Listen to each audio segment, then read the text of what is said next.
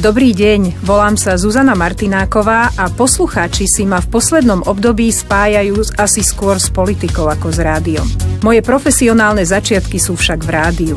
Politické dianie ma zlákalo do spravodajstva a ako redaktorka som mapovala všetky dôležité politické zmeny v dnes už bývalom Československu.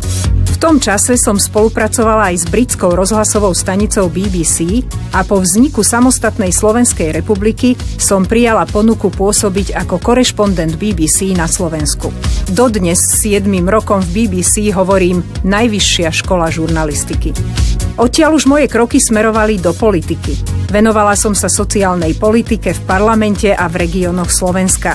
6 rokov som viedla poradne Zuzany Martinákovej, ktoré ľuďom bezplatne poskytovali sociálne a právne poradenstvo.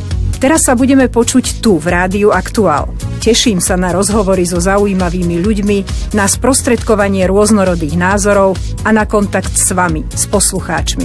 Budeme sa spolu rozprávať